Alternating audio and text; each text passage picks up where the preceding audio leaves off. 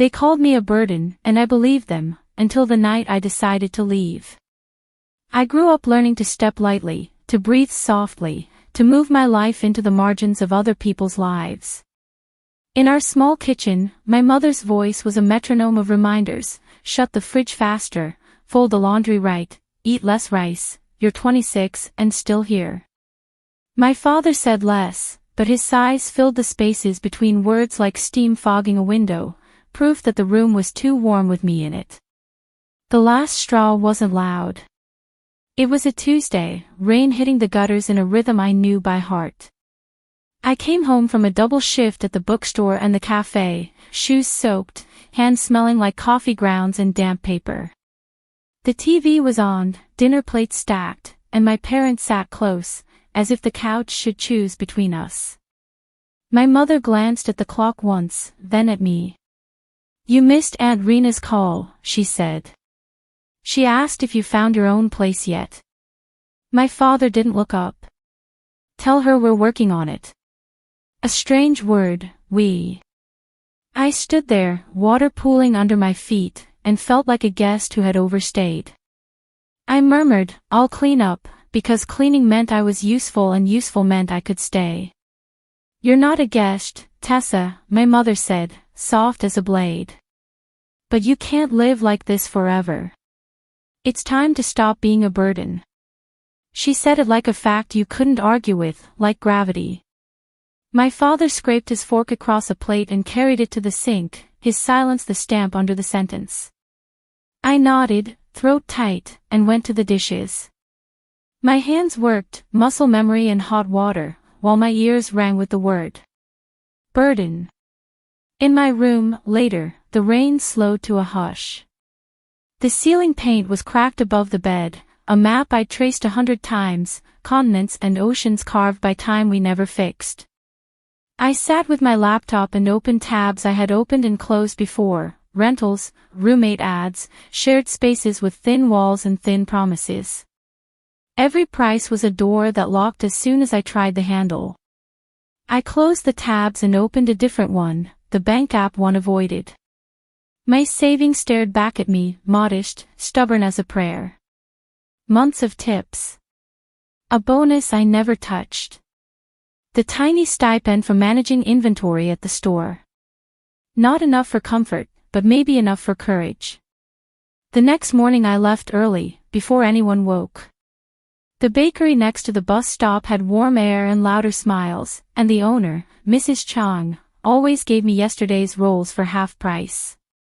She said, "You look like someone with a secret," and I laughed the way a bridge creaks, not quite breaking. "Maybe I am," I said.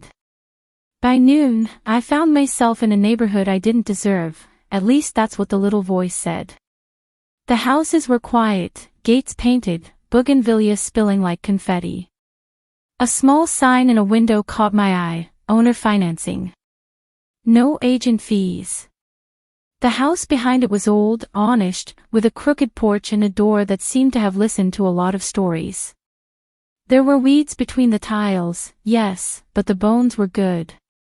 I wrote down the number, hands shaking. I called on the curb, heart racing like I was confessing to a crime. A woman answered, her voice steady, practical. Her name was Sorry. She said, "Come this afternoon if you want to see it." I closed my eyes, felt the rain return, light and cool. For the first time in months, maybe years, I wanted something that didn't shrink me. I texted my boss to trade shifts. I told myself I was only looking, nothing more. At 3:15, I stood on that crooked porch, hand hovering over the bell, when the front door opened on its own. An older woman stepped out, holding a mug that smelled like cinnamon and calm. Her hair was silver, tied back loosely, her eyes sharp but kind. "You must be Tessa," she said. "I was just making tea. Come in before the rain decides to get serious again." I hesitated on the porch. Houses like this had weight. History. You didn't just walk in, you crossed a line. But she waited with the patience of someone who'd seen storms before, so I stepped inside. The air smelled like dust and lemon oil. The floor creaked under my wet shoes, and the wallpaper was faded but warm. The house wasn't perfect, but something about it felt honest. Sari poured tea and handed me a cup. "You're looking for a start, not just a place," she said, watching me closely. I blinked. "How'd you know?" She smiled. "People who come in during the rain are either lost or ready." I didn't have an answer, just a nod. She showed me the rooms, 2 bedrooms, a small kitchen, a porch that overlooked a patch of grass fighting to be a garden. The price was lower than I expected, though still terrifying. I ran my thumb along the chipped banister and whispered, "I think I love it." Sari chuckled. "Then maybe it's time you let yourself." That night, I went home late. My parents were watching TV again. I could feel their eyes track me as I set down my keys. "Where were you?" my mother asked. "Just looking at a place," I said. My father muted the television. "A place for what?" "For me." He leaned back, jaw tight. "You think you can afford that? You can't even split bills here half the time." "I can," I said quietly. "I've been saving." My mother sighed. "Tessa, stop dreaming. We're trying to help you, but you're not ready to live on your own." Help. The word twisted something in me. Their help was always heavy, something you owed for. I didn't argue. I just said, "Maybe I am ready," and went to my room before the tears came. The next morning, I signed the paperwork. The house wasn't much, but it was mine, or would be, once I kept up the payments. I moved in with just 2 suitcases and a borrowed mattress. The first night, the silence was a song I didn't know I'd been craving. For weeks, I worked double shifts, skipped dinners, saved every coin. I painted walls at midnight, planted herbs in coffee cans, scrubbed old tiles until they shone. The house began to look like me, quiet but stubborn, worn but alive. Then one afternoon, I went home early from the cafe and saw my mother's car parked outside. She was standing on the porch, holding an envelope. "Tessa," she said, "we need to talk."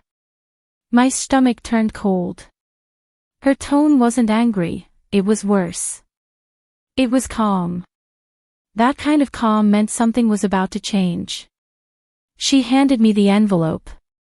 "Your father and I can't keep supporting you. You'll need to handle everything yourself from now on." I stared at her. "I already am." She looked past me, into the little house, her lips pressing thin. "You bought this?" I nodded. "With my savings." She smiled, small and disbelieving. "You'll see how hard it really is soon enough." Then she got back in her car and drove off, leaving tire marks in the wet gravel. Inside, I opened the envelope, a note about independence and a list of things I should take care of on my own. I laughed, but it cracked halfway through. I should have felt free, but something in me hurt. I didn't know it yet, but that visit was only the beginning. Because 2 weeks later, my father called with news that made my hands go numb. When I saw my father's name flash on the screen, I hesitated. He rarely called unless something was wrong. "Dad?" I said. His voice was even, almost polite. "Your mother isn't feeling well. We're selling the house." I froze. "Selling? The house I grew up in?" "Yes.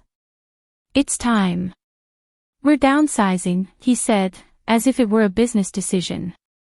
"Besides, your sister offered to help us find a condo closer to her." My throat tightened. "Sophie." "Of course," he said. "She's always been responsible. You could learn a few things from her." There it was again, that comparison that had shadowed every dinner table conversation. Sophie, the golden one, the daughter with the husband, the savings, the picture-perfect life.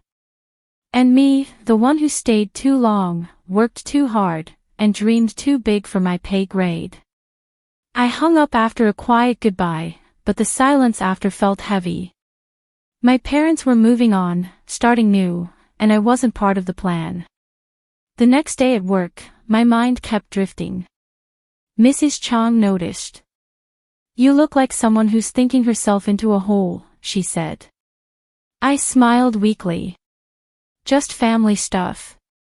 "Then stop thinking," she said, sliding a cinnamon bun toward me. "Eat.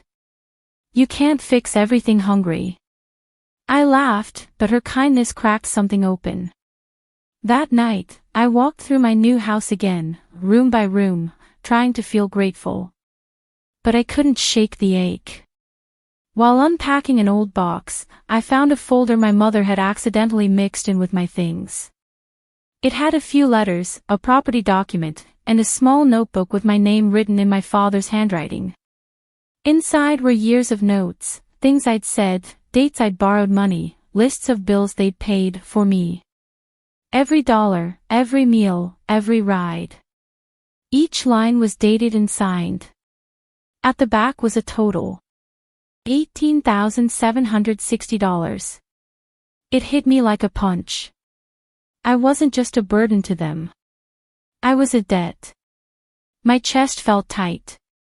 I flipped to the last page, a small sticky note in my mother's handwriting. "Once she moves out, we'll let her stand on her own 2 feet. It's the only way she'll learn." I sat on the floor, staring at that line. I wanted to hate them, but part of me just felt small. Like all my love had been tallied, taxed, and recorded. The next morning, I took the folder to work, still unsure why. Mrs. Chang noticed it when I stopped by for coffee. "What's that?" she asked. "Just proof," I said quietly. "Of what?" "That they never really saw me." She sighed. "Maybe it's time you start seeing yourself. That's what real independence looks like." Her words stayed with me all day. That night, I sat down at my new kitchen table with a cheap pen and an even cheaper calculator. I wrote a check for $18,760. I'd been saving for emergencies, but this was something I needed to end. I didn't plan to give it as revenge. I planned to give it as release. To finally close the ledger. But when I went to drop it off the next evening, I saw something I didn't expect. Through the living room window, Sophie was there, laughing, wine glass in hand, as my parents toasted. Congratulations banner hung above the fireplace. On the table sat a folder, with my father's handwriting on it. The same kind as mine. I froze, heart pounding. Sophie wasn't just helping them sell the house. She was buying it. For a moment I just stood there in the rain, staring through the glass like someone outside her own life. Sophie lifted her glass and smiled at my father, that same easy, perfect smile that always seemed to fit better on her than it ever did on me. I knocked. Harder than I meant to. The laughter stopped. My mother opened the door, surprise flickering across her face before she caught herself. "Tessa. What are you doing here?" "I came to return something," I said, holding the envelope close. She hesitated, then stepped aside. "You can come in for a minute." The house smelled the same, the polished wood, the faint trace of my mother's perfume, the lemon cleaner she used too much. Sophie stood near the dining table, her eyes polite and distant. "Hi, Tess," she said, like we were neighbors meeting by accident. "Hi," I managed. "So, you're buying the house." My father cleared his throat. "It makes sense. Sophie's family is growing. We can live nearby. It's a good arrangement." I looked at my mother. "You never said anything." She folded her arms. "You've made your own choices, Tessa. We assumed you wouldn't be interested." My laugh came out sharp. Interested. It's where I grew up. Sophie looked uncomfortable. Tessa, this isn't personal. Isn't it? I said quietly. No one spoke for a moment. The only sound was the rain against the window. I placed the envelope on the table. This is for you, I said. $18,760. Every cent you ever spent on me. My mother blinked. What is this? It's the total you kept, I said. You wrote it all down, every meal, every bill. I just thought it was time to settle my debt. Color drained from her face. You read that? Yes. My father shifted. You shouldn't have taken those papers. I met his eyes.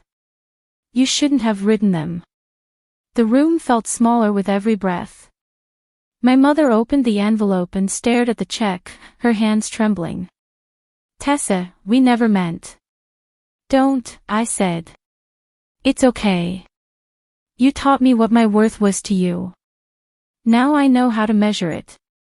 Sophie stepped forward.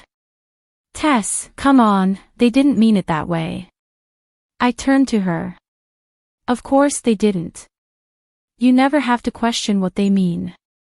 You get the toast, the banner, the house. I get the ledger. For a moment, her mouth opened like she might argue, but then she just looked away. My mother's voice broke the silence. You think money fixes this? No, I said. I think freedom does. And I bought mine back. I walked to the door. My father called after me, but I didn't turn around. Outside, the rain had stopped.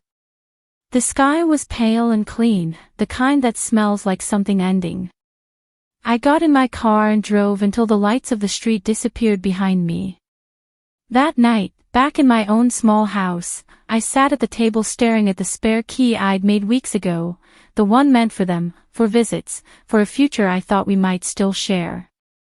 I should have thrown it away, but I didn't. Instead, I placed it in a small box on the shelf beside my teacups. A reminder, not of bitterness, but of what I built when they let me go. 3 months passed before I heard from them again. It came in the form of a letter with my father's handwriting. At the bottom, in shaky ink, were 5 words that stopped me cold. Can we come visit you? When I read those 5 words, I just stared at them for a long time. The ink had bled a little, as if written in hesitation, or regret. I didn't reply right away. I worked, I watered my tiny herb garden, I painted another wall, pretending the letter wasn't sitting on my counter like a heartbeat I couldn't ignore. By the 3rd day, I realized I wasn't angry anymore. Just tired. Tired of keeping score, tired of being someone's debt. So I wrote back. Come by Sunday at noon. I'll make lunch. When the day came, I set the table with the mismatched plates I'd found at a thrift shop. I made pasta and lemonade. The house was simple but warm, sunlight spilling across the floorboards I'd polished myself. At noon sharp, their car pulled up. I saw my father get out first, slower than I remembered, then my mother, clutching a small box of pastries. They stood there awkwardly by the porch, as if unsure whether to knock. I opened the door and smiled. Come in. They stepped inside, eyes darting around like they were visiting a stranger's home. My mother ran her hand along the wall. You've done so much here, she said softly. It's not much, I replied, but it's mine. We sat down. For a while, the only sound was the clink of forks and spoons. Then my father cleared his throat. Tessa, he said, we shouldn't have written those things down. We thought keeping track meant we were teaching you responsibility. But we were wrong. My mother nodded. We were scared. You were always different, quiet, dreaming big. We didn't know how to handle that. It wasn't fair to call you a burden. The words hit deeper than I expected. They weren't dramatic, but they were honest. I took a breath. I understand, I said. You did what you knew. I did what I had to. My mother's eyes watered. You really did this all by yourself? Yes, I said, smiling faintly. Every nail, every can of paint, every late shift. She looked around again. It's beautiful. For a while, we just sat there, the sunlight catching the dust in the air like gold flakes. I realized I didn't want revenge anymore. I just wanted peace. After lunch, I walked them to the door. My father lingered, staring at the small garden outside. You've built something good here, he said. Something we should have believed you could do. Thank you, I said. My mother pressed something into my hand, the same check I'd given her weeks ago. We can't take this, she whispered. We never should have. I looked down at it, then folded it once and placed it back in her palm. Keep it, I said. Consider it proof that I'm not your burden anymore. She nodded, tears finally spilling. When their car pulled away, I stood on the porch for a long time, watching the street glow with evening light. I felt the quiet settle in again, but it wasn't empty anymore. Inside, I opened the little box on my shelf, the one with the spare key. I turned it over in my hand, smiled, and set it on the table near the window. Not as an invitation, but as a symbol, that I was whole, with or without anyone's permission. I sat down, sipping the last of the lemonade, and whispered to myself. This house was never just about walls. It was about learning I was enough to build them. If this story touched you, share your thoughts below. And subscribe for more stories of Revenge Ember.